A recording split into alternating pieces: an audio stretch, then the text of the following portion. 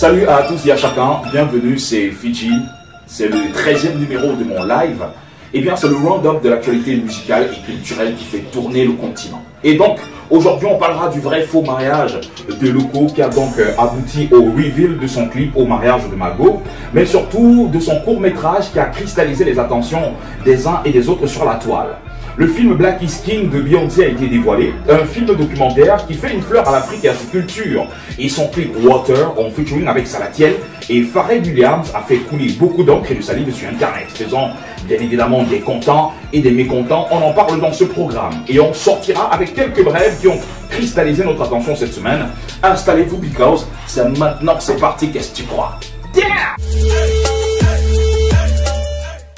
Avant tout propos, oui, permettez-moi de faire un peu de pub. Vous pouvez désormais donc m'écouter sur les antennes de Suite FM tous les jours de lundi à vendredi entre 16h et 18h à travers l'émission Move. Oui, présentée bien évidemment par moi et mon binôme Carole Chamini. Il est donc question dans cette émission de faire un panorama à 237 degrés sur des questions liées à l'industrie musicale et culturelle du continent.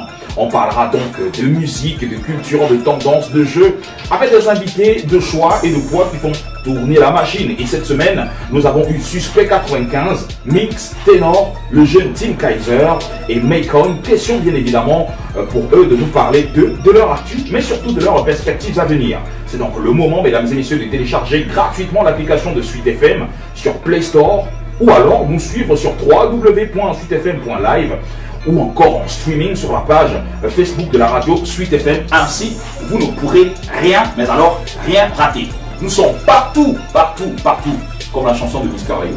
Et donc, on vous attend, right down! Alors, il y a exactement 3 semaines dans ce programme, on vous diffusait cette vidéo devenue virale de Mr. Loco demandant la main à sa muse. Hey.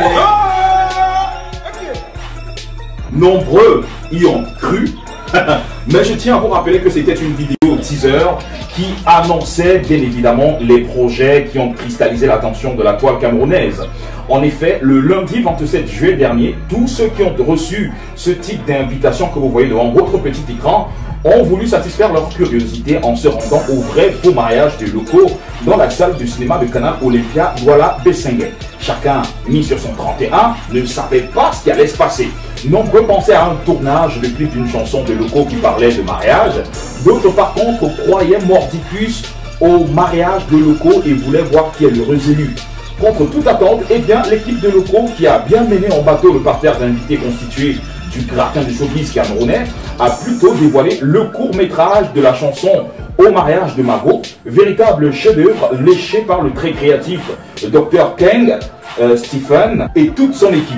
Un court-métrage digne d'un film hollywoodien avec comme actrice principale Tata Pombeala qui a également rédigé le script de ce chef-d'œuvre dont les acteurs pour la plupart sont constitués des artistes, des animateurs radio, des acteurs et ont apporté mais alors une couleur particulière à ce film qui en exclusivité en quelques jours plus tard a été diffusé sur les antennes du Canal 2 International avant de le poster sur YouTube afin de dévoiler finalement le clip de haute facture qui crève les yeux. Et que dire de la com digitale menée tout autour de ce projet, et véritable chimamelure, les vraies tranches d'ananas comme dirait l'autre.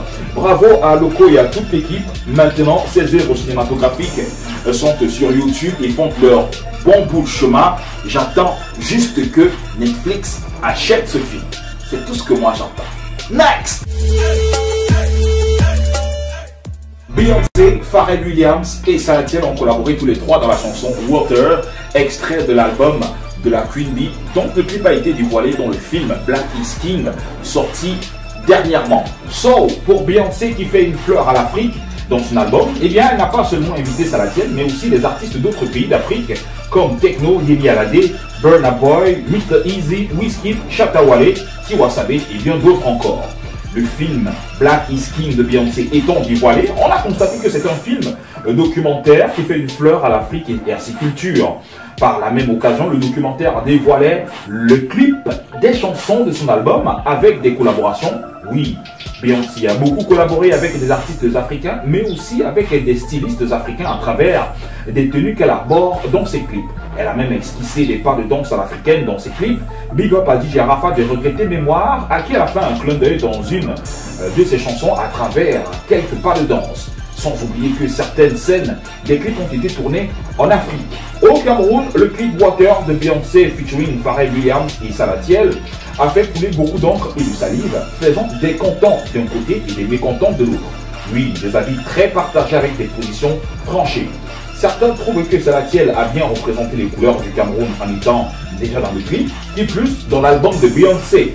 Il a quand même chanté aux côtés de Beyoncé et de Pharrell Williams, ce qui est très valorisant et représentatif, même si c'est tellement dommage que la presse camerounaise, selon Clip Bacardi, n'ait pas relayé l'information, ou encore n'ait pas valorisé Salatiel à sa juste valeur, à travers des interviews sur des plateaux télé et autres. Bref, c'est un autre débat qui a causé d'autres dégâts sur la toile, mais surtout qui a accentué bien évidemment la relation qui existe entre les artistes et la presse locale. D'autres par contre pensent que Salatiel a été dévalorisé dans ce clip.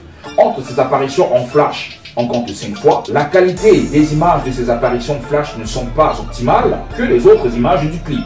D'autres ont poussé le bouchon plus loin en parlant de ses vêtements qui n'ont pas été à la hauteur du clip.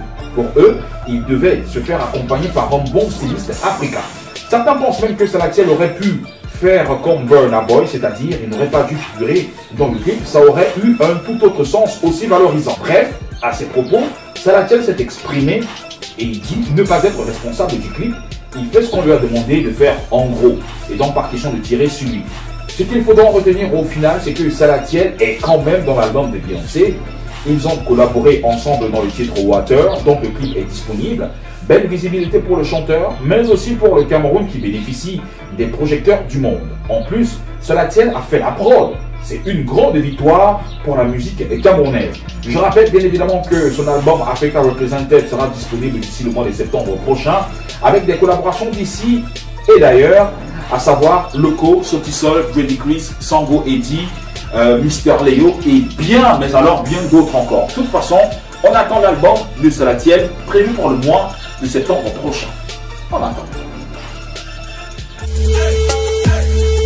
À présent, quelques brèves qui ont retenu notre attention sur le continent et même au-delà. Parlons par exemple du single Jolie Nana d'Aya Nakamura, certifié single d'or avec 15 millions de streaming et plus de 10 millions de vues sur YouTube en un laps de temps. Un titre qui s'est imposé dès sa mise en ligne et qui est en tête de tous les classements des plateformes de streaming et sur YouTube, faisant d'elle la 39e artiste la plus écoutée dans le monde et la première artiste la plus écoutée dans toute la France. En Afrique, c'est le nouveau hit hollandais du jeune chanteur congolais Inospi qui a dépassé les 2 millions de vues sur YouTube en seulement 5 jours après sa mise en ligne. Allez donc voir à combien de vues il est à l'heure où je vous parle. L'EP Love and Hustle de Kameni est disponible depuis le 31 juillet dernier, tout comme le double single qui marque le retour de Cool Kid dans le game, disponible depuis le 7 août dernier. Tout comme Sojip des écuries Big Dreams qui prévoit de sortir un EP produit minimum viable d'ici le 10 août prochain. Je rappelle qu'il a déjà dévoilé le tracklist de son EP et on attend bien évidemment que l'EP soit dévoilé. Right? Et go! Voilà, c'est donc tout pour aujourd'hui. Merci à tous et à chacun. N'hésitez surtout pas à vous abonner, à liker, à partager, à commenter, que ce soit sur YouTube ou encore sur ma page Facebook. Et sur YouTube, n'hésitez surtout pas à aller activer la cloche pour ne pas rater toutes les vidéos lorsqu'on les mettra en ligne. On se sépare avec le making-of de ce programme parce qu'il a été très dur. Je puis vous le rassurer. Vous allez voir Mendem, mais raté. Bref. Je suis fatigué, on se retrouve très prochainement, toujours sur ces mêmes plateformes digitales. Right? Prenez soin de vous pour nous. Bye bye. Yo, yo, yo, yo. Ah. Beyoncé, Salatiel et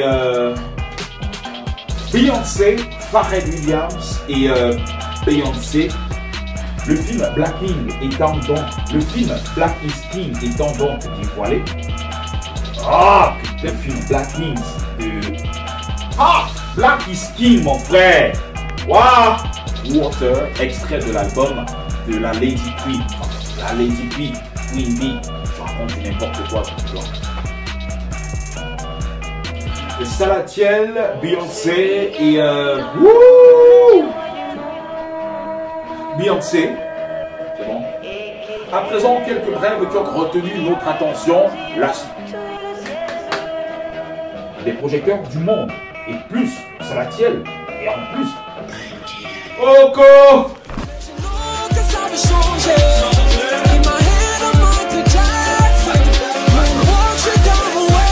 Parce que je suis seul.